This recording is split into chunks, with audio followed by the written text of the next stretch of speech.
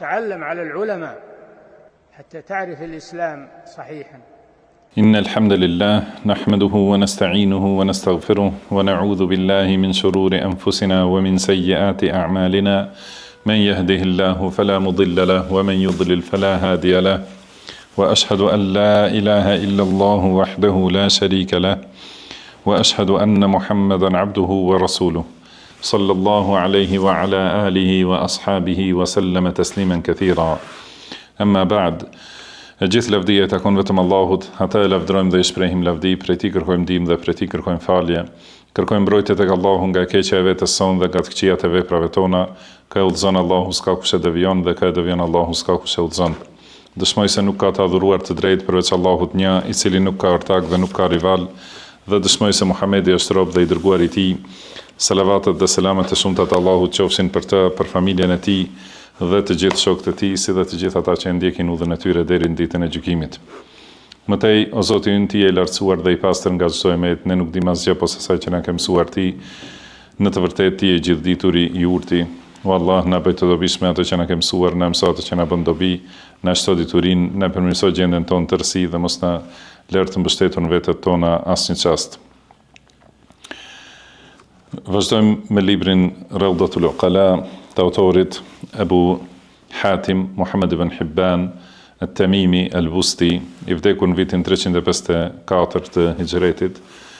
Allahu e mëshiroft dhe e falt atë, na falt ne, prindrit tanë dhe të gjithë muslimanët dhe muslimanet, besimtarët dhe besimtarët, të gjallët dhe të vdekurit.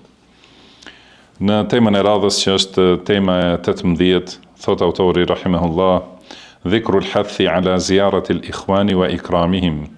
Pra këtu ka disa argumente, fjalë ose transmetime, do të thënë që janë nxitëse për vizitën e vëllezërve dhe për nderimin e tyre. Do të thënë për vizitimin, për të shkuar në vizitë të vëllezërit dhe gjithashtu për të nderuar kur vinë në vizitë. Ka thënë أخبرنا الحسن ابن سفيان قال حدثنا يزيد بن صالح اليشكري قال حدثنا حماد بن سلمة عن ثابت عن أبي رافع عن أبي هريرة رضي الله عنه عن رسول الله صلى الله عليه وسلم. Pra me zinxhirin e tij transmeton nga Abu Huraira, i cili transmeton nga pejgamberi sallallahu alaihi wasallam se një njeri anna rajulan zara akhan lahu fi qaryatin. Do të thënë një njeri vizitoi një vëllat të tij në një fshat ose në një vend tjetër, do të thënë ka udhëtuar nga një vend në vend tjetër për ta vizituar. Fa arsada Allahu ala madrajatihi malakan. Edhe Allahu ja çoi përpara në rrugë, do të thënë që t'i dalë përpara si, do të thënë një prej engjëve të tij, një melajke, prej melajkeve. Dhe ai tha, aina turid, do të thënë për ku je duke shkuar, ku do të shkosh? Ka thënë, uridu akhalli fi hadhihi al-qarya. Pra dua të vizitoj një vëlla timin në këtë vend. Dhe meleku i ka thënë, hal alayka min ni'matin tarubbuha. Do të thënë, a ka ai ndonjë mirësi ndaj teje, do të thënë, a ke ndonjë interes që mundohesh ta ruash dhe ta kultivosh atë interes? Ka thënë, la illa anni uhibbuhu fillah. Do të thënë, nuk kam asnjë lloj interesi, asnjë mirësie që pres, do të thënë, prej interesave të dunjas, përveç se e dua për hir të Allahut. Atëherë ai ka thënë, inni rasulullahi ilejke, un jam i dërguar nga Allahu te ti, të tregoj se Allahu i lartësuar dhe i madhrishëm ahabbaka kama ahbabtahu. Do të thënë, të do ty siç e do ti këtë vëllain tënd. Ky është hadith sahih të cilin e ka transmetuar edhe Imam Muslimi në Sahihun e tij, gjithashtu nga Hammad ibn Salama. Do të thënë, Imam Muslimi, këtu përmendëm, pra Imam ibn Hibban transmeton nga Hasan ibn Sufjan dhe ai nga Yazid ibn Salih al-Yashkuri, ky nga Hammad ibn Salama. Kurse Imam Muslimi me zinxhir tjetër deri te Hammad ibn Salama. Pastaj pjesa tjetër e zinxhirit është e njëjtë deri te i dërguari i Allahut sallallahu alaihi wasallam. Do thotë, kjo nuk është tema jonë, shkencat e hadithit dhe transmetimit, mirë po është mirë her pas herë të rikujtojmë diçka prej bukurisë së transmetimit të hadithit, që të jetë rifreskim, domethënë për këtë mrekulli dhe këtë bukuri të Islamit që nuk ekziston askund tjetër. Në këtë hadith, domethënë edhe siç është tema, është qëllimi i nxitjes për vizitë për hir të Allahut dhe gjithashtu përforcim i asaj që u tha më herët, dashuria që të jetë për hir të Allahut subhanahu wa taala dhe pa asnjë interes tjetër, asnjë lidhje tjetër. Siç është në hadithe të lloj-llojshme, domethënë njerëz që nuk i ka lidhur ndonjë afërsi, pra lidhje gjaku ose martese, as nuk i ka lidhur ndonjë punë ose interes, por ajo që i ka lidhur është vetëm imani, vetëm besimi në Allahun subhanahu wa taala dhe ka qenë dashuria e pastër vetëm për kënaqësinë e Allahut. Edhe kjo është një prej adhurimeve të mëdha, edhe është prej shtyllave të imanit ose domethënë është prej pjesëve të imanit, edhe pejgamberi sallallahu alejhi dhe sellem ka quajtur këtë shtyllën ose hallkën më të fuqishme të imanit, që të duash për hir të Allahut dhe të urresh për hir të Allahut, nuk është për asgjë tjetër përveç se për kënaqësinë e Allahut.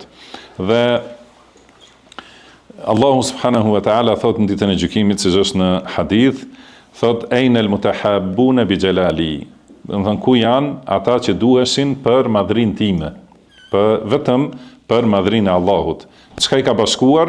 I ka bashkuar madhrimi i Allahut subhanahu wa taala, besimi i pastër në Allahun, veçimi me tauhid të pastër, ndjekja e rrugës së drejtë të Allahut, vetëm ky është shkaku i bashkimit dhe prandaj Allahu thot ku janë ata? Domethënë kjo pyetje është pyetje për vlerësim ose madhrim të gjendjes së tyre, ngritjes së pozitës së tyre. Thot ku janë ata që duheshin për madhrinë time, sot i fus në hijen time këtë ditë kur nuk ka hije tjetër përveç hijes sime. Edhe argumentet domethënë që tregojnë këtë vlerë të dashurisë për hir të Allahut janë të shumta, edhe për vizitën, gjithashtu siç është në këtë hadith, pra ka thënë pejgamberi sallallahu alejhi dhe sellem se Allahu e do atë njeri që e ka dashur edhe viziton këtë vllajën e tij në Islam, si ka thënë Allahu innamal mu'minuna ikhwa, pra besimtarët janë vëllezër. Edhe viziton për hir të Allahut, atëherë Allahu e ka përgëzuar duke ia dërguar këtë melaike që t'i thotë se Allahu ty do siç e do ti atë për hir të Allahut. Edhe po ashtu ka në hadith tjetër ka thënë pejgamberi sallallahu alejhi dhe sellem kur niset dikush që ta vizitoj dikën vllajën e tij për hir të Allahut. Do të thonë shkon që ta vizitoj vetëm për hir të Allahut, e thret një zë nga qielli, i thot en tibte wa tabe memshak. Do të thonë ti je i mirë, i pastër, pra je i bekuar nga Allahu subhanahu wa taala dhe je i pastruar me këtë vizitë dhe ecja jote është e këndshme, mrekullueshme, e dashur tek Allahu, wa tabawwa'ta min al-jannati manzila. Edhe të është përgatitur një vend në xhennet, siç e viziton vllajën tënd për hir të Allahut subhanahu wa taala. Thot Imam Abu Hatim al-Busti rahimahullah, thot al-wajibu 'ala al-aqili ta'ahudu ziyarati al-ikhwan. Do të thonë i mençuri e ka obligim që vazhdimisht mos e neglizhoj, do të thënë vizitën e vëllezërve. Wa tafaqqudu ahwalihim, edhe të pyes për gjendjen e tyre ose të interesohet për gjendjen e tyre vazhdimisht për situatat e tyre, sepse vizitori, do të thënë kur e bën këtë vizitë për hir të Allahut, fiton dy përfitime. Do të thënë dy aspekte të përfitimit. I përmend këtu dy aspekte, do të thënë aspekti i parë, aspekti i përfitimit në ahiret, edhe gjithashtu aspekti i dytë, aspekti i përfitimit në dunja. Për përfitimin në ahiret, e pam, do të thënë argumenti, ky është hadith sahih, edhe është argument për fitimin e shpërblimeve në ahiret, për fitimin e dashurisë së Allahut subhanahu wa taala. Por ka përmendur edhe një lloj transmetimi, ka thënë qala ba'dul qudama, do të thënë kanë thënë disa të vjetër, kanë thënë më përpara. Domethënë këtu vetëm nga kjo e kuptojmë se nuk është transmetim për tu bazuar. Prandaj ta kemi parasysh se ka thënë pra ata të vjetrit kanë thënë inna ar-rajula idha zara akhan lahu fillah. Domethënë kur njeriu viziton dikan për hir të Allahut, nuk mbetet në qiell asnjë prej melaikeve që përveç se e përshëndet atë. E përshëndet me përshëndetje të njëpasnjëshme, domethënë të gjithë qiejtë, të gjithë melajket e qiejve, edhe që nuk ka ndodhur përshëndetje më përpara e tillë, dhe secili dru, secili gur, ose secila pemë e xhenetit, domethënë e thirr, e thret atë banorin e saj, ose e thirr secili dru, domethënë secila pemë e xhenetit e thret pemën tjetër ose shoqen e saj, edhe i thot filani i biri filanit e vizitoi vllajën e tij për hir të Allahut. Domethënë kjo është fjalë që flet për ndodhi ose çështje të ghaibit. Domethënë çka flasin drut e xhenetit ose pemt e xhenetit ose si përshëndesin melajket, kjo është e gjitha ghaib. Edhe nuk mjafton për këtë, vetëm thuhet kanë thënë disa të vjetër. Do thotë duhet me pas argument nga libri i Allahut ose suneti pejgamberit sallallahu alaihi wasallam. Pra nuk ka mundësi për njohjen e çështjeve dhe ndodhive të ghaibit përveç se me shpallje nga Allahu i lartësuar. Për këtë shkak, do thënë kjo fjalë nuk është që merret për argument, mirë po, si tham, shpërblimi për në ahiret vërtetohet me hadithe sahiha, siç është hadithi i kësaj teme dhe hadithet tjera. Kurse përfitimi tjetër i dunjas, ka thënë, është at-taladhdhu bil mu'anasati bil akhi al-mazur. Domethënë është kënaqësi me shoqërimin, muhabetin, bisedën, domethënë me vllajën që e viziton. Do thotë me al-inqilabi bi ghanimatayn. Domethënë çdo herë njeriu i ka me vizitën, domethënë të dyja këto dhunti. Edhe është kënaqësi në dunjë, edhe është lumturi kur takohesh me vëllezërit dhe ndron fjalë, domethënë të mira, të dobishme. Edhe shpërblimi nuk humb. Domethënë edhe shpërblimi është i garantuar tek Allahu, edhe përfitimi në dunjë ose kënaqësia e dunjas. Pastaj thot transmeton me zinxhir ti nga Utbetul Ghulam. Domethënë ka qenë një zahid i njohur, Utbe, që ka pas emrin Utbe, dhe i kanë thënë Utbetul Ghulam ose Utbe az-Zahid. Domethënë ky Utbe asketi që është largu shumë prej njerëzve, ka shku, domethënë larg në shkretire kështu me radhë, në mënyrën e largimit që folëm më herët, ky izolimi ose largimi prej njerëzve, sipas rregullave të shariatit, thotë ka dalë, domethënë edhe gjithashtu është largu deri në Bregdet. Fa idha kana yawm al-jum'a dakhala al-Basra. Kurse ditën e xumë ka hyrë në Basra, edhe ka prezantu namazin e xumas, është taku me vëllezërit e tij dhe i ka përshëndetur, domethënë me vëllezërit besimtar i ka përshëndetur dhe ka biseduar me ta.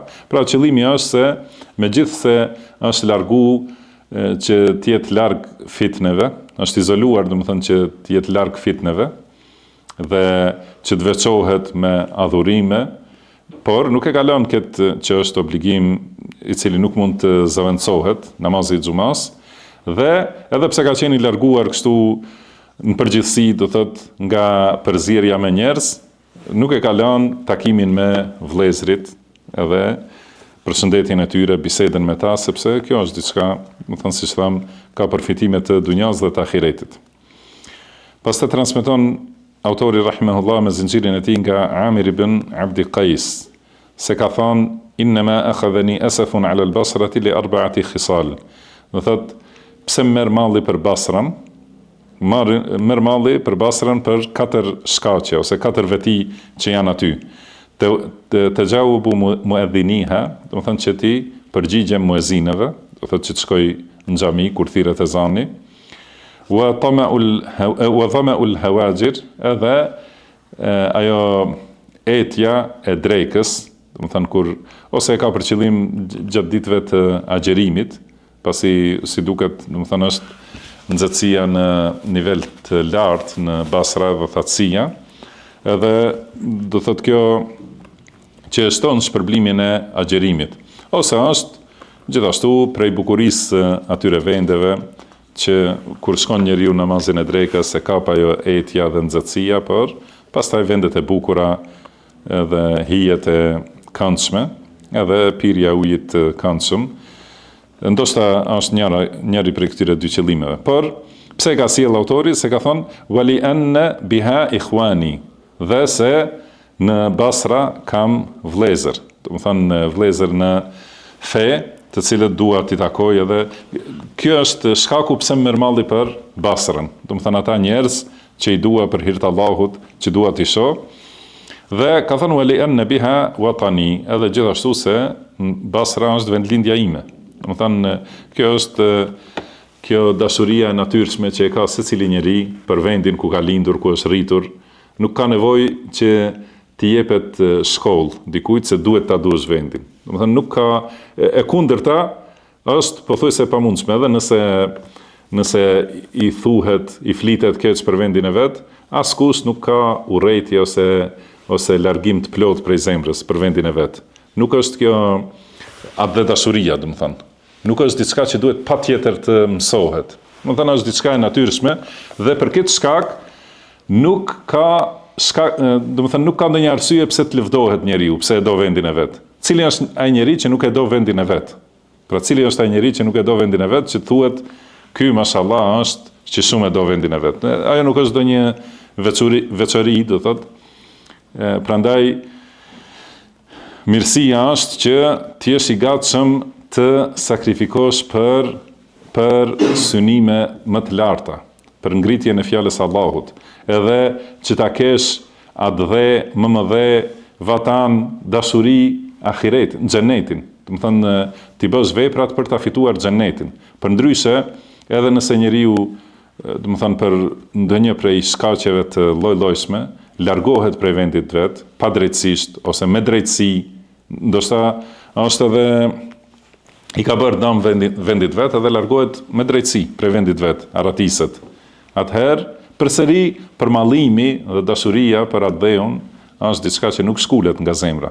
Edhe nëse e kanë larguar pa drejtësisht, po ashtu, pra nuk është diçka e veçantë kjo siç bëhet sot propaganda, sikur domethënë ajo është nëse nuk e do vendin, sikur nuk do të jesh në xhenet, ose domethënë ajo nuk është diçka që duhet ti mësohet dikujt. Domethënë ai njeri ku ka lindë në një vend ku e ka thith ajrin e atij vendit në fëmijërinë e tij, ka luajtur nëpër dheun e atij vendi, dhe është i lidhur. Është secili njeri, domethënë e ka këtë lidhje, edhe nuk mund të shkulet nga zemra, për këtë shkak nuk është diçka që duhet të lëvdohet dikush, se unë e du shumë vendin tem, sikur ata tjerë nuk e duan. Secili e do atë dheun. Prandaj ka thonë shkak që dhe merr malli për Basra, është se e kam vendlindje. Mirë po edhe këto shkaqe tjera që janë edhe më të larta. Do thotë prezenca e vëllezërve në Islam, do thënë është diçka që më shumë më përmallon për atë vend, edhe përgjigjja ndaj muezinit e kështu me radhë. Pastaj transmeton autori rahimahullah me zinxhirin e tij nga Firyabi. Thotë: "Ja'ani Waki' ibn al-Jarrah min Bayt al-Maqdis wa huwa muhrim bi'umrah." Më thënë erdhi tek unë Waki' ibn Jarrah nga Qudsi. Ishte nisur për umre edhe në ihram. Edhe pra Waki' ibn Jarrah është prej dietarëve më të mëdhenj të asaj kohe. Erdhi tek unë duke qenë në ihram për umre, edhe më tha: "Ja Abu Muhammed, o Abu Muhammed, lam yakun tariqi alejk." Pra nuk e kisha rrugën këtej, por erdha desha të vizitoj ty, të qëndroj te ti. Edhe qëndroj një natë. Pastaj thot më vonë erdhi Abdullah ibn Mubarak, edhe ai gjithashtu nga Qudsi i nisur, edhe në ihram për umre, dhe qëndroj tek unë 3 ditë. Pastaj thash: "O Abu Abdurrahman, qëndro më shumë, do të thënë të paktën një 10 ditë, thotë. Pra kjo ka qenë dashuria e takimit të selefëve. I ka thënë qëndro më shumë, ka thënë Abdullah ibn Mubarak, ka thënë ad-diyafa 3 ayyam. Do të thënë musafiri pritet 3 ditë. Do të thënë ky është obligimi i muslimanit ndaj atij musliman që vjen musafir. Nëse vjen dikush në shtëpinë tënde, obligimi është 3 ditë dhe 3 net ta nderosh edhe ta presësh. Do të thënë kjo është hak i musafirit. Siç ishte edhe te titulli, pasi e përmendëm, pra ziyaratul ikhwan wa ikramuhum.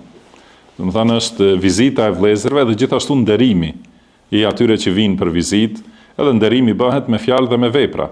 Me fjalë dhe që tjetë mirëpritja e mirë, buzëqeshja e mirë, gëzimi për ardhjen e vllajt në shtëpinë tënde, edhe nderimi gjithashtu me vepra, me shërbim, do të thënë me vendosje të mirë që ta kaloj natën edhe ushqimi i mirë kështu me radhë. Këto gjitha janë prej mirëpritjes ose mikpritjes për cilën na ka mësuar Islami. Edhe ky Islam, pasi populli jon ka qenë musliman me shekuj, është që e ka mbjellë këtë mikpritje, që sot disa krenohen se është, do të thënë, e veçantë vetëm për kombin tonë. Kjo është diçka që na ka mësuar Islami, edhe disa popuj na kanë kalu shumë, do të thënë, në lidhje me mikpritjen e musafirit. Dhe El-Firjabi gjithashtu prej dietarëve të mëdhenj, pra kur i kanë ardhur këta dietarë, kuptohet se është gëzuar shumë dhe tregon gjithashtu se selefët i kanë planifikuar punët e dunjas në atë mënyrë që të kenë përfitime të shumta për ahiret. Do thotë me një udhtim, do të thonë të ketë më shumë përfitime. Edhe nëse sikur në këtë rast nuk e ka pas rrugën duke shku për në Mekë, nuk i ka rënë udha aty, mirëpo e ka kthy udhën, pasi ka qenë një mund më i vogël, se sa të niset edhe një herë nga shtëpia për ta vizituar atë vëlla, po pasi ka qenë në atë rrugë, edhe ka bërë edhe e kanë bërë, do të thënë selefët edhe këtë përfitim, vizitën e vëllezërve, vizitën e dietarëve, do thotë me një rrugë, me një harxhim, përfitime më të shumta. Do të thënë sa më shumë punë, sa më shumë vepra të mira. Kjo ka qenë rruga e selefëve, Allahu i mëshiroftë. Thot autori rahimahullah, an-nasu fi ziyarati ala darbayn. Do të thënë njerëzit në vizitë janë 2 llojesh.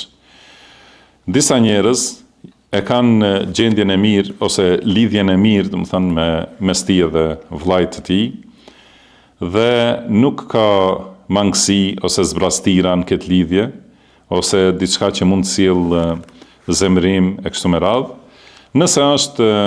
Nëse është në këtë mënyrë lidhja, atëherë, thot, e parapëlqej që të shtohet më shumë vizita. Dhe të shtohet bashkimi, takimi, sa më shumë. Sepse, do të thënë, me këtë cilësi kur janë 2 njerëz, atëherë sa më shumë që takohen, është më mirë, do të thënë, dhe nuk ndodh bezdisje ose lodhje nga njëri tjetri. Dhe më shumë e shton, do të thënë, dashurinë mes tyre, kurse lloji i dytë është një lidhje që nuk është përforcuar shumë me dashuri, thotë mes këtyre 2 vëllezërve, edhe nuk është ngritur, do të thënë, në një grad të lartë lidhja mes tyre, besimi mes njëri tjetrit e kështu me radhë. Nëse është në këtë cilësi, atëherë e parapëlqej që vizita të jetë më e rrallë, sepse shtimi i vizitave shkakton lodhje ose bezdisje. Do thënë, nëse nuk është dashuria edhe gëzimi për shembull për ta pa atë tjetrin, edhe vizita e shpeshtë, ardhja e shumët, do thënë ka mundësi që e bën që edhe më shumë të largohet njeriu prej tij. Edhe ka thënë një fjalë që thuhet wa kullu mabdhulin mamlul wa kullu mamnu'in maldhudh.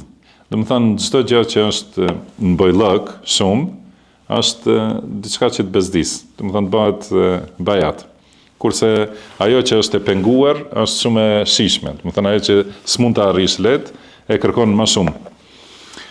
Dhe ka thënë وقد روي عن النبي صلى الله عليه وسلم أخبار كثيرة.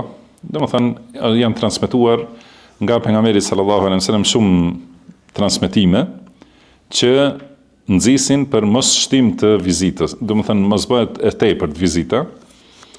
Edhe ka thonë mirë po këto nuk janë sahiha në aspekt të zinxhirit. Pra thot Imam Ibn Hibban. Edhe ka përmendur në disa transmetime janë që e kanë këtë fjalë zur ghibben tazdad hubban. Do të thënë vizito rrallë që të shtohet dashuria.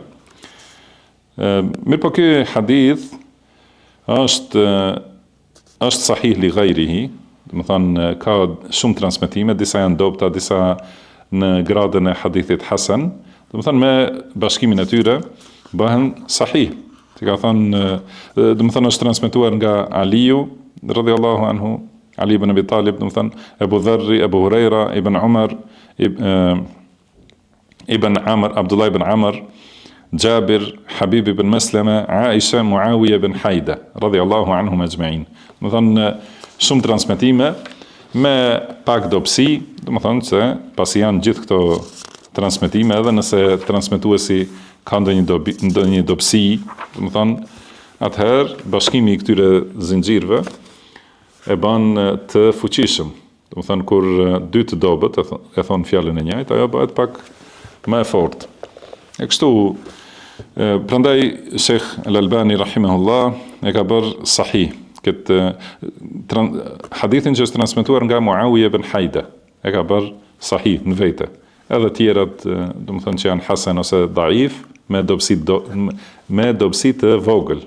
Atëherë kur bashkohen, do thotë është hadithi sakt. Do të thënë zur ghibban tazdad hubban. Pra vizito rrallë që të shtohet dashuria. Kjo është transmetimi i sakt nga pejgamberi sallallahu alaihi wasallam. Edhe qëllimi është nëse është kjo dashuri, do thotë nëse është dashuria e dobët, atëherë vizita e rrallë e forcon. Nëse është dashuria e dobët dhe vizite shpesht, atëherë bëhet dobësohet dashuria me këta. Dhe nëse është e kundërta, atëherë dashuria është e fuqishme, vizita më e shumët edhe më shumë e fuqizon me lejen e Allahut subhanahu wa ta'ala.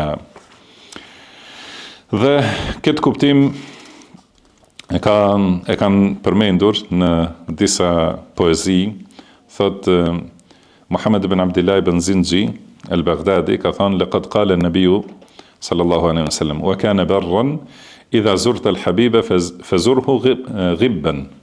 Do të thënë ka thënë pejgamberi sallallahu alaihi wasallam, i cili është bamirësi i sinqerti, kur ta vizitosh vllajën tënd, vizitoje rrallë. Wa aqlil zawra man tahwahu tazdad ila man zurtahu miqatan wa hubba. Thot pra ziaretin ose vizitën bëje më të rrallë, nëse do të thënë të dikush për të cilin ke dashuri, se me këtë lloj të vizitës, do të thënë shtohet më shumë fuqia e afërsisë ose përmallimi. Do të thënë kur është vizita e rrallë, është përmall, do të thënë e shton përmallimin dhe dashurinë. Gjithashtu ka thënë Muhammad ibn Abi Ali, inni ra'aytuka li muhibban wa ilayya hina aghibu sabba faqa'adtu la li malalatin hadathat wala istahdathtu dhanba. Do të thënë unë shoh se ti përmallohesh për mua dhe do takimin me mua, mirë po unë kam munguar kohë gjatë. Jo pse jam i bezdisur prej teje, as se kam bërë ndonjë mëkat. Do të thënë jo se kam ndryshuar diçka në fe. Pra nuk kam deviju që jam largu për njerëzve të sunetit, do të thënë. Por as nuk jam bezdisur prej teje, mirë po illa li qauli nabiyina, do të thënë e kam rallu vizitën për shkak të fjalës së pejgamberit ton sallallahu alaihi wasallam, zuru ala al-ayami ghibba. Do të thënë vizitoni më rrallë në kalimin e ditëve. Këto janë, do thotë Autori ka thonë, nuk i kam përmend hadithet sepse janë të dobta, do të thonë ato që i kanë arritur atij kanë qenë në diturinë e tij kanë qenë hadithe të dobta, prandaj se ka përmendur për këto poezi që përkrahin këtë kuptim. Pastaj transmeton me zinxhirin e tij nga Hasan ibn Salih, se ka thënë kullu mawaddatin la tazdadu illa bil iltiqa madkhula. Tani në kuptimin tjetër, në lidhje me vizitën dhe afërsinë, thot çdo dashuri që më thon varet nga vizita, ajo nuk është dashuri e sinqertë. Do të thon ka diçka tjetër ka hyrë në të. Që do të thon, nëse ti vllajën tënd e do për hir të Allahut, a të viziton ose nuk të viziton, ose a takohesh ose nuk takohesh, dashuria mbetet e njëjtë, sepse shkaku është kënaqësia e Allahut subhanahu wa taala. Nëse është në rrugën e drejtë, dashuria ndaj tij nuk ndryshon. Nëse varet nga vizita, do të thonë se ka ndonjë tjetër interes. Dhe ose mund të jetë, do të thonë vetëm pse të shkon muhabeti me ta, jo se është për hir të Allahut, po të pëlqen biseda me ta, edhe prandaj nëse e vizitoheni më shpesh, qëndron kjo dashuria. Nëse e mungon për kohë gjatë, atëherë dobësohet, do të thonë se nuk ka qenë vetëm për kënaqësinë e Allahut subhanahu wa taala. Thot autori rahimahullah, ai që e ka gjendjen e mirë mes tij dhe vëllezërve të tij, do të thënë lidhjen e mirë, nuk i bën dëm shpeshtimi i vizitës, as nuk i bën dëm rrallimi i vizitës. Do të thënë edhe nëse nuk e sheh 1 vjet ose 2 vjet, nuk dobësohet dashuria. Po edhe nëse shihet shpesh, nuk bezdiset, nuk bëhet bajat, do të thënë kjo lidhje. Nëse ka qenë, do të thënë gjendja është e mirë, është lidhja për hir të Allahut subhanahu wa taala. Mirë po kur këtë dashuri e dëmton takimi i rrallë, ose për shembull takimi i shpesht pengon, atëherë do të thënë kjo nuk është dashuri e plot, dhe nuk është medkhule, do të thënë ka hyrë në të diçka tjetër, ka ndonjë interes tjetër. Pastaj thot se ka thënë Ahmed ibn Muhammad as-Sajdawi, عليك بإقلال الزيارة إنها تكون إذا دامت إلى الهجر مسلكا فإني رأيت القطر يسأم دائما ويسأل بالأيدي إذا هو أمسك. Thot, rradhoje vizitën, se kjo, nëse vizita është e përhershme, bëhet shkak për largim, për hexher, domethënë për bojkotim të njëri tjetrit. Sepse, siç e shihni, shiu, nëse bie pa ndërprer, do thotë nuk ndalet shiu, ka mundësi që edhe dëmtohet vendi, dëmtohet njerëzit, edhe njerëzit do thotë e kanë durimin e vogël dhe dëshpërohen, ose do të thënë ju bezdiset shiu, nëse bie vazhdimisht. Por nëse mungon një kohë, atëherë e kërkojnë, edhe bëjnë dua, i ngrenë duart që të bjerë shi. Do të thënë në këtë mënyrë duhet të jetë vizita e vëllezërve që të kërkohet, edhe të jetë dashur dhe të jetë gëzim. Do të thënë kur shiu bie vazhdimisht, bëhet i lodhshëm për njerëzit. Por nëse ka munguar një kohë gjatë, momenti kur fillon me rashi, është gëzim për shpirtin edhe qetësim. Po ashtu ka thënë El Kuraizi, aqlil ziyaratek al habiba takunu ka thawbi istajadda inna as-sadiqa yumilluhu alla yazala yaraka 'inda. Domethënë, bëje vizitën më të rrallë te vllai jot ose te shoku jot, që të jetë si një robë e re. Kur blen një robë të re, si gëzohet njeriu, domethënë në atë mënyrë le të jetë vizita jote te vllai yt. Përndryshe, nëse vizita është e vazhdueshme, se thotë edhe shoku bezdiset, nëse vazhdimisht sheh te shtëpia e tij. Çdo ditë, domethënë, atëherë bëhesh i lodhshëm. Gjithashtu, tjetër poet në lidhje edhe kur shkon vizitë, kjo ishte për shpeshtimin ose rrallimin, por edhe zgjatja e vizitës, gjithashtu, thot Ibn Aus, Ahmed ibn Muhammad ibn Aus, ka thënë: "Wa tulu muqami al-mar'i fi al-hayy mukhliqun lidibajetejhi farhalan tatajaddadi. Thot qëndrimi i gjatë si musafir, kur shkon musafir të dikush, qëndrimi i gjatë fillon e zbeh fytyrën. Do të thonë e bën sikur rroba kur me veshjen e shumt zbehet ose hollohet. Do të thonë në këtë mënyrë qëndrimi i gjatë si musafir, do të thonë e zbeh fytyrën, prandaj largohu që të ripërtrihet. Do të thonë bëhet prapë të formohet fytyra. Thot alam tara anna shamsa zidat mahabbatan ila an-nasi idh laysat alayhim bisarmadi. Do të thonë a është si dielli, do të thonë për diellin i shtohet dashuria njerëzve, pasi nuk është i përhershëm. Do të thonë mbrëmje perëndon, pastaj kur të linden mëngjes është gëzim për njerëzit, do thotë është ndriçim edhe lumturi për njerëzit kur lind dielli. Por edhe kur bëhet dita e gjatë, edhe kur perëndon dielli, edhe kjo e gëzon njeriu, që do të thonë u largu, edhe vjen një tjetër lloj pushimi të kështu me radhë. Pastaj kjo është qëllimi, do të thonë që njeriu mos e zgjasë shumë që të bëhet i bezdisshëm. Pastaj pra transmeton autori rahimahullah me zinxhirin e tij nga Abdullah ibn Abbas radhiyallahu anhuma, ka thënë akramu an-nasi alayya jalisi alladhi yatakhatta riqab an-nasi hatta yajlisa ilayya. Do thotë njeriu më i dashur tek unë është ai që më ulet afër edhe i kalon gjithë njerëzit, do të thonë që të vijë afër meje. Qëllimi është se pra një njeri që e do takimin me ty, edhe i kalon pengesat edhe vjen, do të thonë ajo është shenjë për se me të vërtet të do. Pastaj ka thonë akhbarana Makhul bi Beirut, do të thonë na ka treguar Makhuli në Beirut, i cili transmeton me zinxhirin e tij nga Qatada radhiyallahu anhu rahimahullahu wa radiya anhu, se në lidhje me ajetin wa yastajibu alladhina amanu wa amilu s-salihat, wa yastajibu alladhina amanu wa amilu s-salihat. Do të thonë u përgjigjet Allahu atyre që besojnë dhe bëjnë vepra të mira. Ka thonë Qatadia, do të thonë se ata ndërmjetësojnë për shokët e tyre. Thotë njerëz të bamirës me besimin e saktë dhe me vepra të mira bëhen ndërmjetësues shefatxhi për shokët e tyre që kanë qenë të përbashkët në akide dhe në vepra të mira, në praktikimin e sunetit.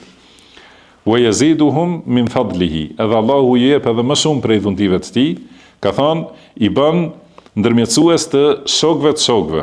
Do thotë këta njerëz të mirë që besojnë dhe bëjnë vepra të mira, ndërmjetësojnë për shokët e tyre dhe gjithashtu ndërmjetësojnë për shokët e shokëve të tyre.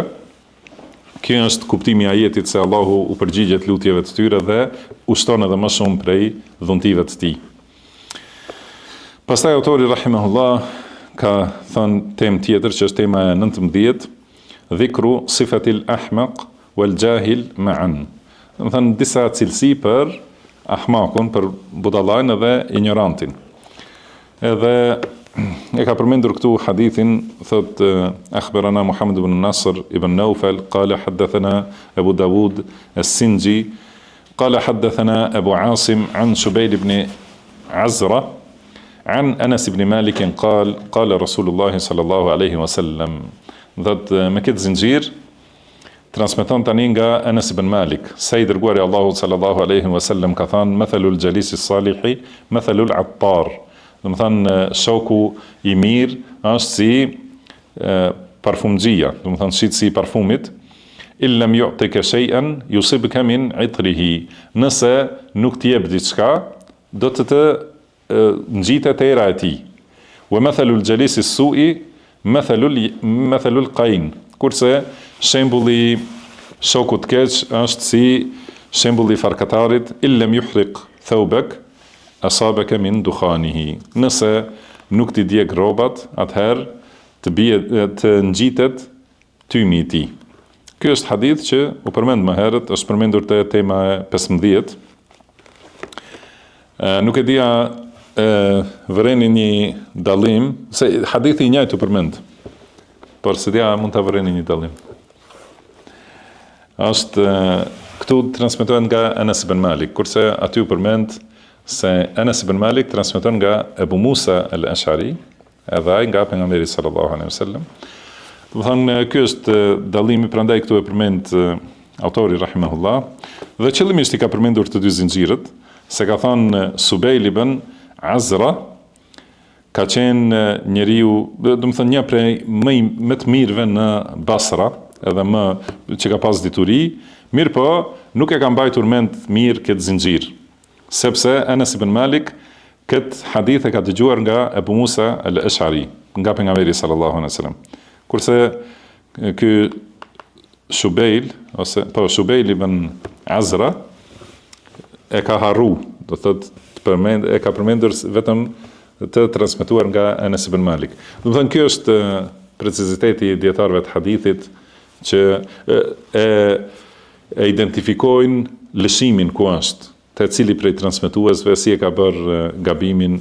Megjithse kjo a përmendet transmetuesi, do thotë a përmendet sahabiu tjetër nga i cili ka transmetuar Anas ibn Malik, ose nuk përmendet, nuk e dëmton hadithin, sepse të gjithë sahabët janë të besueshëm, dhe Enesi radhiyallahu anhu e ka transmetuar, do të thënë nga një njeri që për cilin nuk ka dyshim në besueshmërinë e tij, edhe nëse nuk i dihet emri i sahabiut, do të thënë nuk e dëmton as pak sigurinë e hadithit. Kemi thënë ky hadith është sahih dhe është transmetuar në ose në Sahihun e Buhariut ose në të dy sahihet, do të thënë me fjalët që është më shumë, me tekstin që është më shumë i njohur për ju, se shembulli për shokun e mirë dhe shokun e keq është si shembulli i parfumxhiut me farkatarin.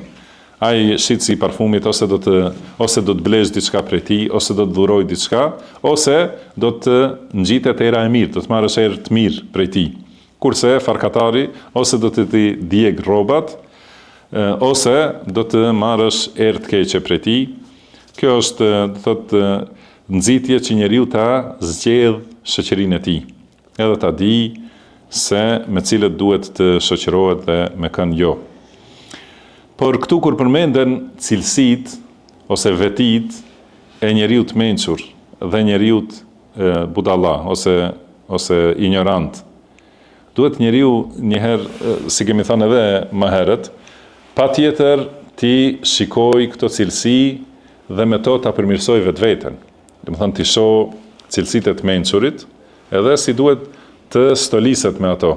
Edhe ti shoh cilësitë e budallait edhe, do të thënë, edhe pse thuhet se janë cilësitë budallait, do thotë, nuk do të thënë se njeriu është budalla nëse ka diçka nga pakujdesi, ka diçka prej atyre cilësive. Por kjo është mundësi për të mësuar dhe për ta përmirësuar vetveten. Jo të merren këto mësime për ta akuzuar dikën tjetër. Do të thënë qëllimi është që njeriu të përmirësohet për vetvete, kjo është thelbësorja dhe numër 1. Pastaj gjithashtu mi pas parasysh njeriu që nëse vërente dikush tjetër cilësitë këtilla, nuk duhet ta kesh si shok të përhershëm, sepse atëherë dëmtohesh, do të thënë, prej shoqërisë së tij, përveç nëse ka mundësi të përmirësohet diçka. Ka thënë autori rahimahullah, njeriu i mençur e ka obligim të largohet nga shoqëria me të pamençur ose të çmendur ose ahmaka, dhe të largohet prej shoqërimit me mendjelehtët. Dhe duhet, do të thënë, njeriu i mençur e ka obligim që të jetë i pandashëm në shoqëri me njerëz të mençur, të zgjuar, të ditur, të inteligjent, do të thënë, që e kuptojnë fenë e Allahut, sepse nëse ti nuk je i njëjtë me atë shokun e mençur, nëse nuk mund të arrish nivelin e tij të mençurisë, atëherë do të fitosh që merr mësim prej tij. Do të thënë, nuk mund të bëhesh i mençur sa ai, mirë po fiton që merr mësime prej tij, kurse prej budallait, edhe nëse ai nuk ta ngjit smundjen e tij, do të thënë, ka thënë se kjo budallallëku edhe mendjelehtësia është si smundje ngjitse, që shoqërimi i shumt ta adopson mendjen, edhe i bën njerëzit, do të thënë, me sjellje të njëjta e kështu me radhë. Edhe në qoftë se nuk ndodh kjo, atëherë do të njolloset nderi yt ose dinjiteti yt për shkak të shoqërimit me ata njerëz. Pastaj ka thonë, ka transmetuar, do thot me zinxhirin e tij nga Juseir ibn Amr, i cili i ka rritur sahabët, më thonë është prej tabinëve, ka thonë, uhjur al-ahmaq, falejse lil-ahmaqi khairun min hijranihi. Do thot, largohu prej njeriut ahmak, sepse nuk ka diçka më të dobishme për të, sesa ti largohesh ose ti distancohesh atij. Pastaj thot, është transmetuar me zinxhir transmeton nga Seleme ibn Bilal, se ka thënë një njeri, një djalosh, domethënë, që i pëlqente Aliut radhiyallahu anhu. Domethënë i pëlqente se është i zgjuar dhe ka kapacitet. Dhe një herë e pa duke ecur me një njeri të akuzuar. Domethënë ka qenë i akuzuar në fenë e tij ose në moralin e tij. Pra ky djali i ri që Aliu radhiyallahu anhu ka pas shpresa për kapacitetin e tij, e ka parë duke ecë me të, edhe i ka thonë, fela tusahib akhal jahli wa iyyaka wa iyyahu, fa kam min jahilin arda haliman hina akhahu, yuqasu al-mar'u bil mar'i idha ma huwa ma shahu, lish-shay'i 'ala ash-shay'i wa lish-shay'i 'ala ash-shay'i maqayisu wa ashbahu, wa lil-qalbi 'ala al-qalbi dalilun hina yalqahu. Domethënë, mos u shoqëro me njerëz ignorant dhe ruhu prej tyre, sepse shumë ignorant i kanë devijuar më të mençurit. Domethënë shumë herë shoqërimi do thot me ignorantin edhe atë njeriu në mençur e ka devijuar, edhe kjo është konkretisht ka ndodhur në histori edhe në kohën e Aliut radhiyallahu anhu. Domethënë ka pas njerëz të sunetit, si Abdulrahman ibn Muljam, edhe është shoqëru me njerëz prej xhavarixhve, edhe është bërë vrasësi Aliut radhiyallahu anhu. Prandaj mos u shoqëro me ata që kanë mangësi në mendje edhe janë të devijuar në fe ose në moral, sepse ajo është me të vërtetë si smundje ngjitëse, edhe i ngjitet, e keqja ngjitet. Nëse nuk ke mundësi për kohë të shkurtë ta përmirësosh, atëherë më mirë është ta ruash vetveten. Kjo është rezultati i mençurisë. Largohu prej atyre smundjeve, do të thënë edhe të çmendurisë, edhe të devijimeve, edhe të mëkateve. Sa më shpejt që largohesh, je më i mbrojtur. Se thot njeriu krahasohet me atë njeri me cilin ec bashk. Do të thënë nëse shihesh me ta duke shku, duke ardh, llogaritesh i njëjtë. Edhe secila gjë ka masa dhe ngjeshmëri. Këto janë disa vargje të njëjta me më herët që përmendëm, se për secilin send ka diçka të ngjashëm që krahasohet ose matet me të. Edhe zemra me zemrën janë, do të thënë që njihen kur takohen. Nëse vazhdojnë të afrohen, atëherë bëhen të njëjta. Pastaj ka thënë se një poezi tjetër që ka thënë Abdulaziz ibn Sulejman al-Abrash, ka thënë ikhtar dhawi at-tamyiz wastaqim wa janib an-nawka wa ahla ar-ribi. Fa suhbatu al-aqili zeynu al-fata wa suhbatu al-anwaki ihda an-nusabi. Do të thënë zgjidhi njerëz të mençur të mpret edhe drejtohu me ta.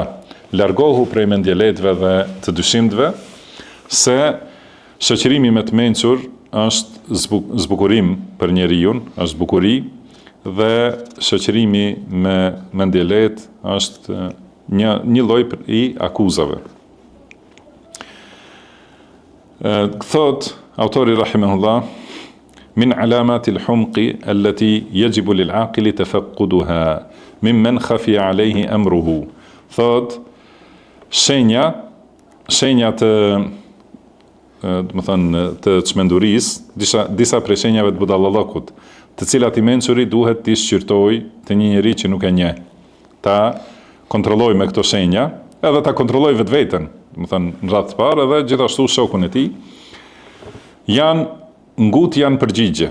Do të thënë me të parën, sa parashtrohet pyetja, më njëherë përgjigjet, nuk e mendon, nuk e kupton një herë pyetjen, nuk e di a ka njohuri për atë temë, edhe më njëherë jep përgjigje. Ose si i thonë, ka përgjigje për çdo gjë. Ajo është shenjë se nuk është shumë mirë me mendjen.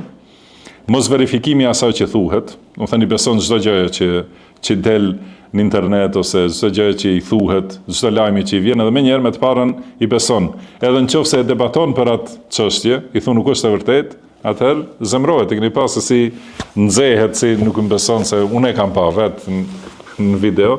Ajo, do të thënë, tregon se është shenjë e budallajt. Mos verifikimi asaj që thuhet, teprimi në të qeshur, do të thënë vazhdimisht duke e ngrit zërin me të qeshura, nuk është shenjë e njeriu të mençur. Kthimi i shpeshtë i kokës djathtë asmajtas, kjo e kanë përmendur, do të thënë është për qëllim kur ec rrugës njeriu, ose kur është në një mexhlis. Do të thënë është mexhlisin e diturisë, edhe vazhdimisht njerë shikon andaj njerë këte, njerë kthehet mrapa kështu, nuk është shenjë e njeriu të mençur. Edhe rrugës kur ec, njeriu i mençur e ka shikimin e përqendruar, edhe të ulur, ai që i frikohet Allahut subhanahu wa taala, sepse fitne të shumta ekzistojnë edhe gjatë rrugës, e ul shikimin edhe e shikon rrugën, jo me shiku ato problemet dhe fitnet. Edhe tjetër shenjë e budallajt është prekja në nderin e njerëzve të mirë. Më thënë, kjo njerëz të cilët janë të pastër dhe të rregullt, më thënë, hyrja në nderin e tyre, më thënë, tregon shenjë të budallallëkut. Edhe shoqërimi me njerëz të këqij, gjithashtu kjo u përmend shumë herë në këtë libër, se shoqërimi me njerëz të këqij padyshim se është shenjë se njeriu nuk e kupton çka është e mira për të. Do të thënë nuk ja do të mirën vetes. Pastaj thotë wal ahmaqu idha a'radta anhu ightam. Do të thënë budallaj, kur i largohesh, piklohet. Kur i afrohesh, i rritet mendja. Kur sillesh but me ta, bëhet i vrazhd. Kur të bëhesh i vrazhd ndaj tij, zbutet. Do të thënë nuk është pra këto nuk janë shenjat mençurisë. I mençuri e kthen të mirën me të mirë.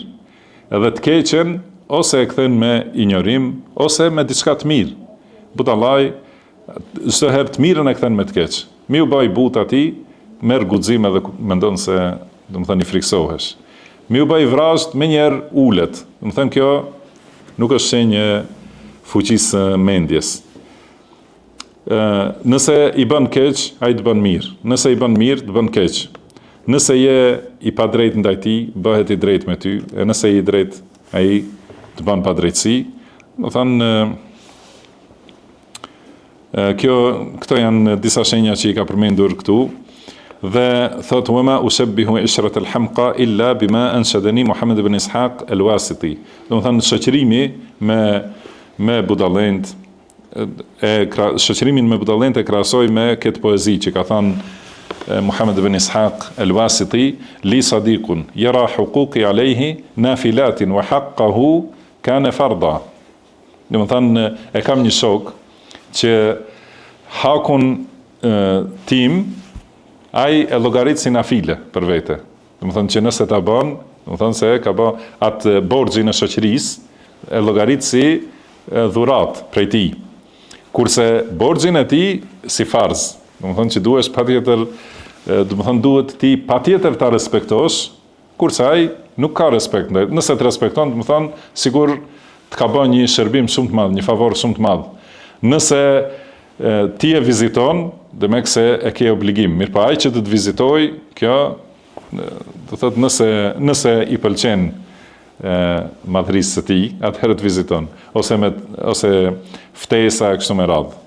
Pra kështu është shoqërimi me këta njerëz mendjelet.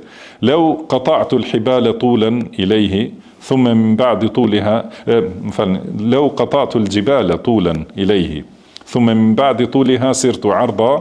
Nëse i kaloj malet për gjatë, do të thënë edhe pastaj pas kalimit gjatësisë edhe do të thënë për sëgjeri i kaloj malet, thot lera ma sana'tu ghayra kabirin. Ati duket se nuk ke bërë diçka shumë të madhe. Do të thënë pa marrë parasysh ta lodhesh për ta shërbyer shoqërinë me ta edhe për ta ruajtur, lodhesh shumë, mirë po, nuk i duket atij e madhe. I duket sikur ti e ke obligim, do të thënë të lodhesh për ta, kurse ai për ty nuk guxon, Domethënë ky ka thënë se i duket si nafile, mirë po në kohën tonë disa njerëzve i duket si haram, që ai ta ktheje të mirën me të mirë. Washtaha an azida fil ardi arda. Edhe mendon edhe pas kësaj toke edhe një tokë ta shtoj, domethënë edhe më shumë duhet lodhem për ta. Pastaj thot autori rahimahullah se transmetohet me zinxhir nga Sa'id ibn Abi Ayyub, thot la tusahib sahib as-su, domethënë mos u shoqëro me njeri të keq. Fa innahu qit'atun min an-nar. Ai është si një copë e xhehenemit. Domethënë njeriu i keq kur të shoqërohesh me ta, me të vërtetë ta bën jetën si ferr. La yastaqimu wudduhu wala yafi bi ahdihi. Domethënë nuk mund ta arrish dashurinë e drejtë të tij, të saktë, edhe gjithashtu nuk e plotson, nuk e çon vend amanetin ose marrveshjen, nuk e plotson fjalën. Pastaj ka thënë këtë poezi El-Muntasir ibn Bilal al-Ansari, thot len yasma' al-ahmaq min wa'idhin fi raf'ihi as-sawta wala fi hamsihi. La yablughu al-a'da'u min jahilin ma yablughu al-jahilu min nafsihi. Do thënë njeriu mendjelejt ose ahmak nuk përfiton nga këshilla. Edhe ajo që bëhet me zot lart, edhe ajo që i thuhet me pëshpëritje. Ka për qëllim edhe këshillat e përgjithshme, do të thonë ndonjëherë këshilluesi jep një këshill sikur për gjithë, mirë po ka qëllim një person aty që të përfitojë. Nuk i bën dobi nëse është budalla. Edhe nëse i dëgjon, ose edhe s'është patjetër që ta ketë qëllim atë këshilluesi. Këshillat që jepen përgjithësi përfito prej tyre. Nëse je i mençur, do të thonë radhë të parë merri edhe zbatoj për veten.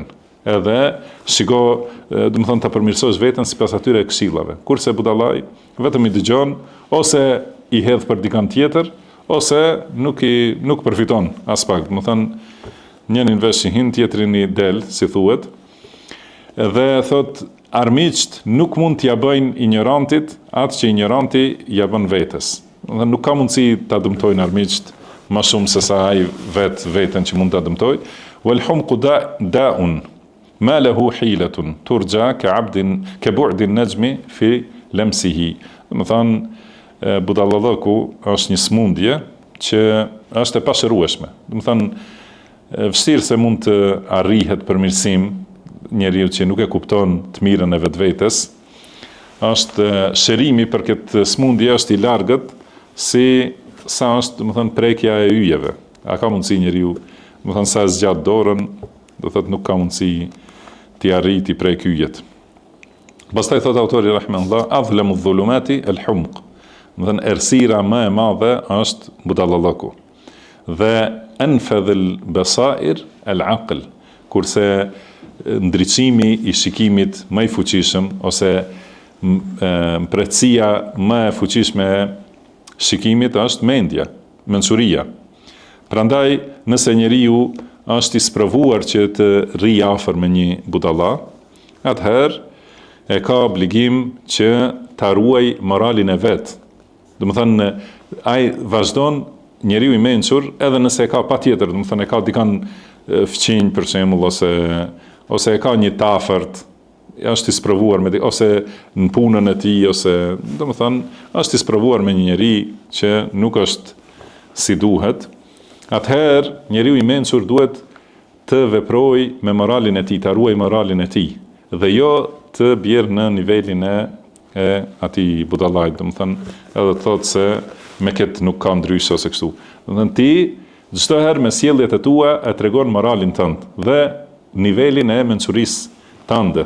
Lej ato, do të thonë edhe nëse ka sjellje të këqija ai budallai, nuk duhet me ran nivelin e tij.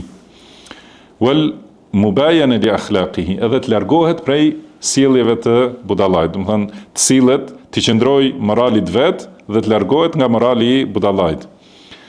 Ma'al ikthari min alhamdulillah ala ma wahaba lahu min al-intibah lima hurima ghayruhu at-tawfiq lahu. Edhe vazhdimisht ta falenderoj Allahun subhanahu wa taala për këtë dhunti që ja ka dhënë, që kupton, edhe kur e sheh sidomos se shumë prej njerëzve janë të privuar nga kjo dhunti. Pastaj thot me zinxhirin e tij transmeton nga A'mash rahimahullah se ka thënë as-sukutu lil ahmaqi jawab. Do të thonë heshtja ndaj budallajt është përgjigje. Do thotë nëse flet dikush me ignorancë dhe me budallallëk, ofendon e kështu me radhë, heshtja ndaj tij është si përgjigje e mjaftueshme. Nuk ka nevojë thotë të bjerë njeriu në nivelin e tij, sepse kur njeriu flet, patjetër do të dëmtohet prej fjalëve. Se me budallajn, do të thënë, nuk ka fund. Budallaj ka shumë material për budallallëk. Thotë edhe i mençuri nuk mund t'ia dalë në fund, do të thënë, me budallajn. Ti mundohesh të përgjigjesh një herë, ai jep edhe 10 përgjigje të tjera, nëse me mënyrën e tij vazhdon, do të thënë nëse e shan, ai ka hala më shumë sharje. Nëse ofendon, ai di edhe 100 ofendime të tjera. Prandaj më mirë heshtja, do të thënë përgjigjja më e mirë për budallajn është heshtja. Edhe mjafton mbyllet me kaq se në heshtje është shpëtimi. Nuk ka, si kemi thënë më herët, te heshtja nuk ka nevojë që njeriu ta arsyetojë heshtjen.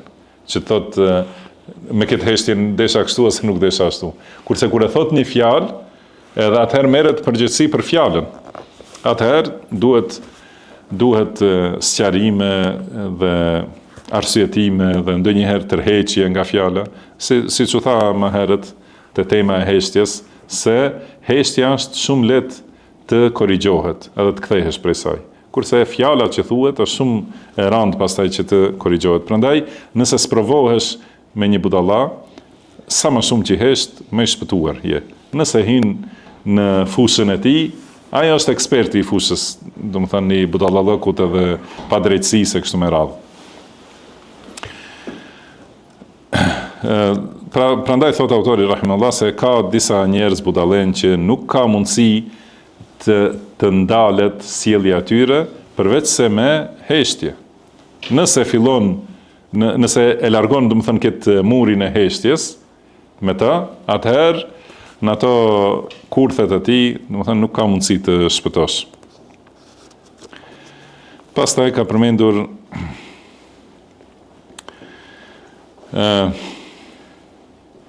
përmendur disa poezi që janë pak të kundërtën me këta. Ka thonë për shembull një, la in kuntu muhtajan ila al-ilmi innani ila al-jahli fi ba'd al-ahyin ahwaju. Dhe nëse un kam nevojë për dituri, atëherë në disa raste, atëherë në shumë raste të tjera kam nevojë për ignorancë. Edhe ka thonë un kam një kal, wali farasun lil hilmi bil hilmi muljamun. Më thënë kam një kal për butësin dhe mençurin ose maturin, që është me frenat e mençuris. Wali farasun lil jahli bil jahli musraju. Edhe kam një tjetër kal që është i shaluar me ignorancë. Do më thënë nëse ka nevojë për ignorancën. Fa men sha'a taqwimi fa inni muqawwamun, wa man sha'a ta'wiji fa inni mu'wajju. Do më thënë kush e do drejtësinë time, unë jam i drejtë. Edhe kush e do shtrembësinë time, do të thonë unë jam i shtrembërt, i gatshëm, do të thonë për atë. Wa ma kuntu arda li jahlin khidnan wala wa ma kuntu arda al jahla khidnan wala akhan walakinni arda bihi hina uhraju. Do të thonë edhe unë nuk e dua ignorancën si shok dhe mik dhe vëlla. Mirë po, kur ngushtohem, atëherë jam i kënaqur që ta përdor ignorancën. Fa in qala ba'du an-nasi fihi samajatun faqad sadaqu wa dhullu bil hurri asmaju. Thot nëse dikush prej njerëzve thot se demek ka poshtërsi ky njeri, atëherë të vërtetën e kanë thonë. Mirë po në nshtrimin ndaj ignorantit është edhe për njeriu me dinjitet është edhe më shumë poshtërsi. Pra kjo është disa njerëz kështu thonë, se ndaj të mençurit bëhu i mençur, kurse ndaj ignorantit bëhu ignorant. Edhe kjo është e kundërt me atë që u tha më herët, se ignoranca, do të thënë me ignorantin nuk mundesh të dalësh në qosh, nuk mund ta krysh me ta. Prandaj duhet me vepru ashtu si na ka urdhëruar Allahu subhanahu wa taala. Ka thënë wa a'rid 'anil jahilin. Do thënë largohu prej ignorantëve. Mos hyn në fusën e tyre. Kur të shanë ignoranti, do thënë idha khatabahumul jahiluna qalu salama. Do thënë kur u flasin ignorantët, këta robërit e Allahut të mirë, thon fjalë të pastra. Do thënë nuk hyn në nivelin e ignorantit, po vetëm largohen ose thon Allahu të falt për shembull dhe largohet me kaq. Kjo është fjalë e shpëtimit, selam. Domethënë me këtë njeriu shpëton, përndryshe me hi mu bëj ignorant siguraj, do thotë atëherë ose duhet krejtësisht me lënë rrugën e Allahut, edhe me ja kalu në ignorancë, ose përndryshe i mençuri nuk mund të dalë në ndonjë rezultat me budallajn. Edhe Allahu ka thënë idfa billati hiya ahsan. Do thënë ktheje me atë që është më e mira. Dhe edhe nëse të bën dikush pa drejtësi, pra ktheje me drejtësi. Edhe nëse ju kujtohet fjala e Omerit radhiyallahu anhu, ka thënë nuk ka mundësi ti përgjigjesh dikujt që nuk i është friksuar Allahut ndaj teje, ose nuk ka mundësi ti përgjigjesh dikujt që i ka bërë mëkat Allahut ndaj teje, me ndonjë mënyrë më të mirë se sa ti mos ti bësh mëkat Allahut ndaj tij. Do thënë nëse ai ka shpif për ty, kjo është mëkat. Atëherë ti si përgjigjesh në mënyrën më të mirë, që ti mos më bësh shpifje ndaj tij, por ta thuash të vërtetën. Edhe nëse të bën pa drejtësi, ti të jesh i drejtë. Ose vetëm largohesh, domethënë nuk merresh me ta, edhe kaq, thotë këtu është shpëtimi. Përndryshe nëse hin në fushën e tij, me të vërtetë patjetër do të përbaltesh shumë, bie, domethënë në nivel shumë të ulët. Do thotë budallaj ka shumë material, edhe nuk mund, pra siç e shihni sot, janë të gatshëm që të harxojnë ditë dhe net vetëm për të sulmuar njerëz të hakut. Edhe marrja me ta është me të vërtetë pus pa fund. Nuk mund të arrish asnjëherë fundin, prandaj lej ata le të vazhdojnë, kurse ti vazhdo me atë që të afronte Allahu subhanahu wa taala. Pastaj thot autori rahimahullah transmeton me zinxhirin e tij nga Sufjan al-Thauri, i cili ka thënë Ibnu Adam lam yukhlaq illa ahmaq walau la dhalik lam tanfa'hu 'aishuhu.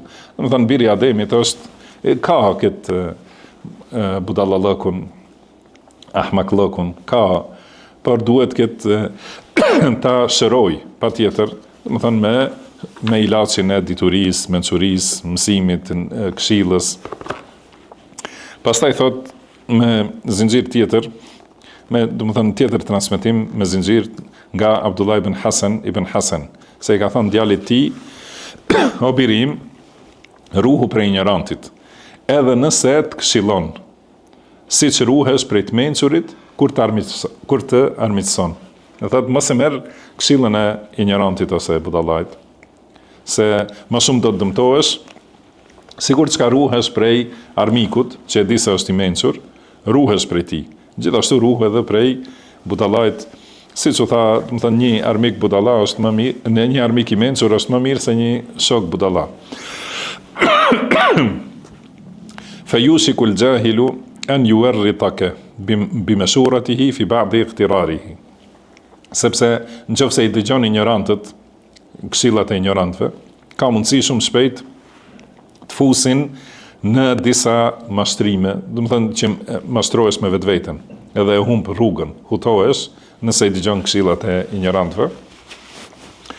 Dhe fe yasbiqu ilayhi makrul aqil. Atëherë mund të arrijë armiqësia e të mençurit. Do të nëse i merr këshillat e ignorantëve, do të dëmtohesh prej këshillave të tyre dhe prej armiqësisë të armiqve tu. Pastaj ka thonë autori rahimahullah edhe një fjalë që e kam përkthyer, thot min shiyamil ahmaq.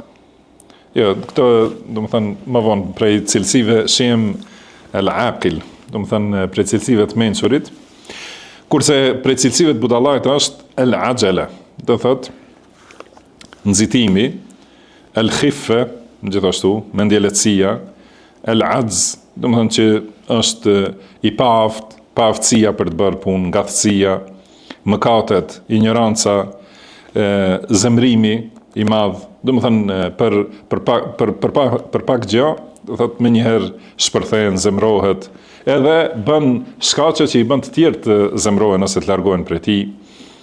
Al-wahan, gjithashtu dobësia, al-mahaba, domethënë që i friksohet secilit. Ose ekspozon vetveten ndaj rreziqeve ose armiqësive, at-tahasud, zilia për të mirat që ja ka dhënë Allahu dikujt tjetër, al-dhulm, padrejtësia, al-khiyana, domethënë tradhtia, gafleti, harresa, al-fuhsh, domethënë fjalët e fllihshta ose veprat e paturp, do thotë al-fakhr, mburja, mendimadhësia, al-udwan, domethënë sulmi i padrejt, urrejtja e shumt, domethënë këto janë prej cilësive të budallajt. Dhe shenja më e madhe e budallajt është gjuha e tij, sepse ai zemrën e ka në majet të gjuhës. Dhe çdo ide që i vjen në zemër më njëherë e thot ata. Domethënë si u tha më herët, pra budallaji ka zemrën në majet të gjuhës. Domethënë çdo mendim, çdo ide që i vjen më njëherë e shpreh. Edhe kurse e ka i mencuri, e ka zemrën mbrapa ose thellë, edhe shumë pak fjalë dalin prej asaj që i ka mendimet e kështu me radhë. Thot wal ahmaqu yatakallamu sa'atan bi kalamin ya'jazu anhu sahbanu wa'il. Thot i mencuri nga dhe njëherë flet, domethënë në një moment flet fjalë që nuk mund t'i thonë si me thonë oratorët e botës. Pra kjo sahban wa'il është shembull në gjuhën arabe si për dikant që di shumë bukur të flase. Domethënë budallaj do njerë flet do një fjalë që çuditën të mençurit sa fjalë të mençur. Kurse në momentin tjetër flet fjalë që nuk mund t'i flasë as më i çmenduri. Domethënë kjo është rruga e tyre e jo stabile, do thotë.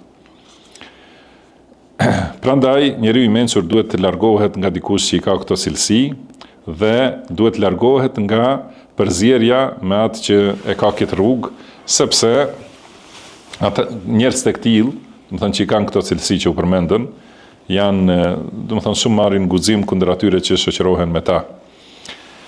Dhe thotë, shiko, gjithashtu edhe jep një shembull, ndoshta edhe ju keni pa disa fise të Afrikës si janë guzimtar ndaj luanëve. Edhe ka thonë, thot këtu autori, jo se ata janë njerëz më të rima të botës, mirë po se shumë shohin luan, edhe nuk friksohen më prej tyre.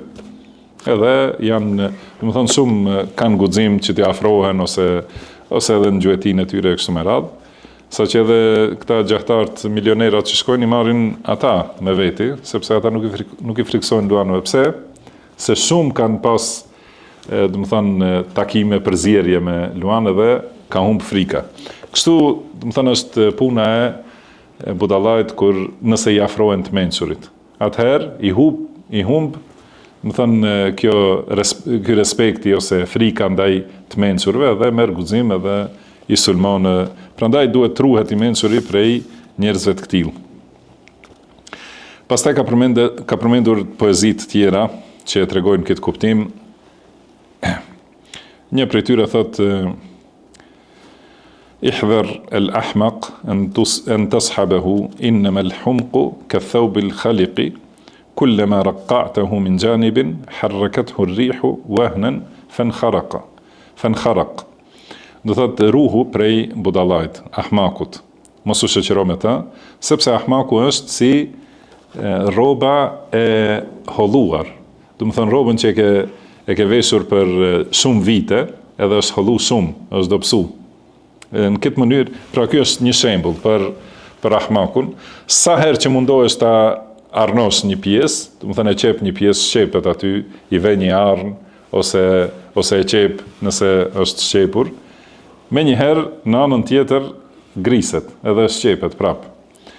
Kjo është një shembull. Au ka sad'in fi zujazin fahishin. Hal tara sad'a zujazin yaltasiq? Do të thonë, ose është si xhami që ka fillu të kriset. a ka mundësi të ngjitet xhami pasi është krisur? Ai vetëm vazhdon nëse e prek ata, punon me ta, ai vetëm vazhdon të qahet më shumë edhe do të thërmohet. Gjithashtu tjetër shembull thot ke himari su'i in ashba'tahu ramaha an-nasa wa in ja'a nahaq. Ose është si gomari i keq. Nëse ushqehet, do të thënë i jepet kullose dhe bëhet i fortë, i shqelmon njerëzit. Nëse uritet, atëherë plet. Do të thënë nuk ka shpëtim prej ahmakut. Shpëtimi është vetëm largimi prej tij.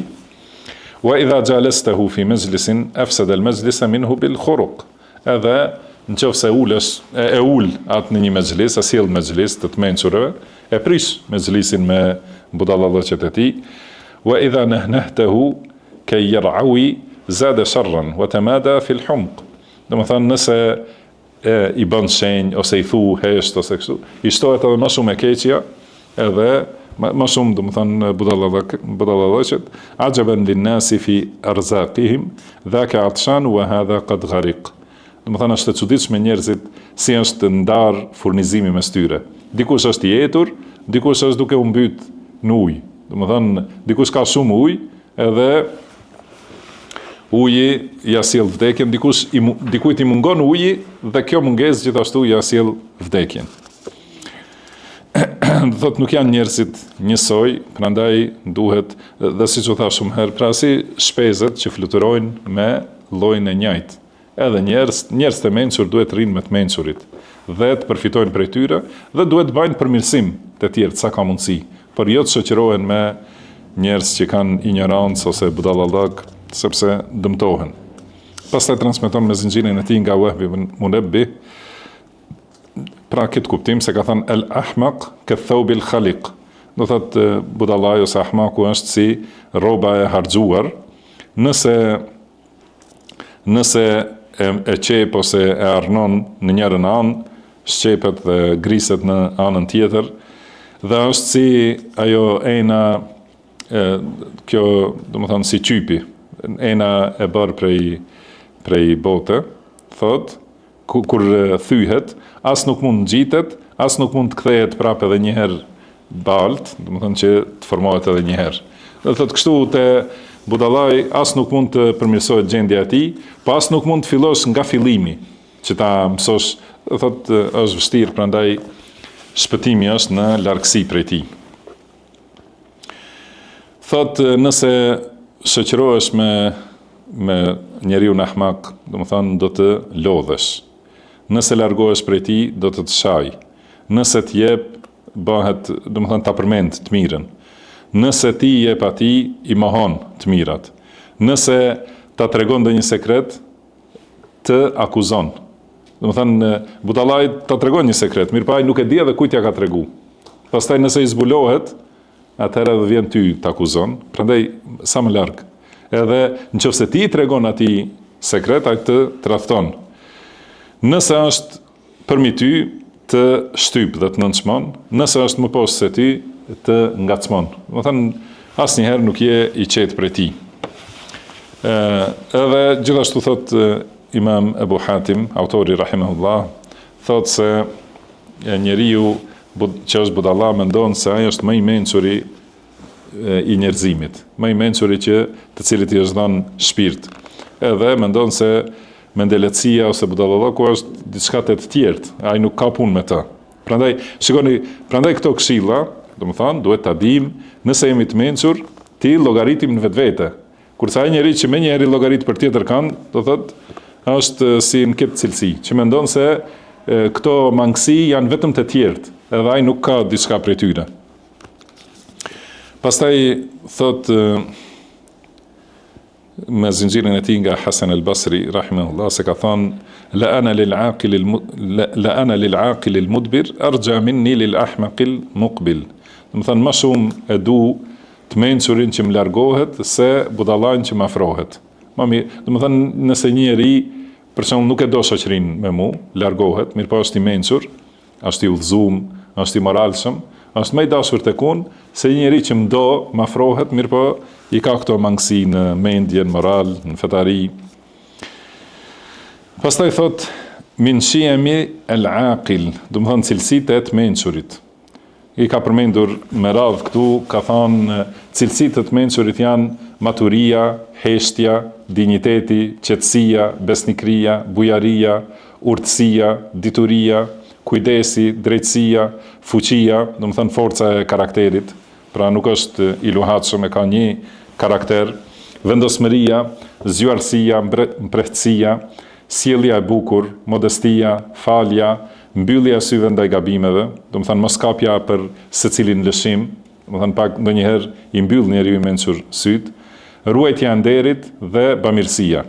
Thot nëse dikush ka sukses që të shoqërohet me një njeri të mençur, pra që i ka këto cilësi, atëherë le ta shtrëngoj fort këtë shok, edhe asesi mos shtyhet me ta. Do të thonë pra duke u shty për temat lloj-llojshme, e bën të ftohet edhe të largohet. I mençuri nuk duhet të shoqërohet asnjëherë me një njeri nga i cili nuk përfiton asgjë të dobishme. Do të thonë nuk përfiton diçka në fetari, ose në dituri, ose në kuptim, në mençuri, në sjellje, në moral, nuk ka asnjë dobi prej tij. Nëse është i mençur njeriu, largohet dhe nuk lodhet me shoqërimin me të. Dhe në fund transmeton këtë autori rahimahullah me zinxhirin e tij nga Ahmed ibn Hanbal rahimahullah, nga Imam Ahmedi se ka thënë ukhbirtu an Malik ibn Dinar. Do të thonë më kanë treguar se Malik ibn Dinar ka thënë kalova pra një murgu në vendin e tij, do të thonë, e thira edhe doli, fola me të, bisedova, edhe më tha disa prej këtyre fjalëve urtësive që i ka thënë nëse mundesh që mes teje dhe dunjas të bësh mur të hekurit, atëherë bëje këtë. Do të thonë që mos lejo asnjëherë dunjaja të mashtrojë. Se përndryshe ky izolimi që e kanë bërë murxhit feve të tjera, ky nuk është i lejuar në Islam. Do të thonë njeriu duhet të jetë i përzier me njerëzit, të fitoj prej të mirave të dunjas, të japë zekatin, të bëje punë të mira edhe me pasuri, dhe jo të jetë nevojtar për njerëzit. Por qëllimi, ajo që është në Islam, do të thonë, është që njeriu ta ketë me të vërtetë ketë mur me zemrës së tij dhe dunjas. Mos i mashtrohet zemra pas dunjas, por ta fitojë dunjan dhe ta ketë në dorë që mund ta sundojë atë që ka fituar, dhe jo ta sundojë dunjaja zemrën e tij. Dhe ka thonë wa iyyaka wa kull jalisin la tastafidu minhu khayra. Do të thonë ruhu prej secilit shoqërues prej të cilit nuk fiton asnjë të mirë. Do të thonë nuk ka ndonjë dobi pse shoqërohesh me ta në moral ose në fetari ose në mençuri. Fala tujalishu qariban kana aw ba'idan. Do të thonë me njerëz të tillë mos u shoqëro, pa marrë parasysh a ke të afërt ose të largët. Do të thonë edhe nëse është i afërt në aspektin familjar ose fisnor, por nuk ka kur një hajër prej tij, mos u shoqëro me ta. Mjaftojmë sot me kaq, wallahu a'lam, wa sallallahu wa sallama ala abdihi wa rasulihi nabiyina Muhammad. Subhanaka Allahumma wa bihamdika ashhadu an la ilaha illa anta astaghfiruka wa atubu ilaik. Wa akhiru da'wana anil hamdulillahi rabbil alamin.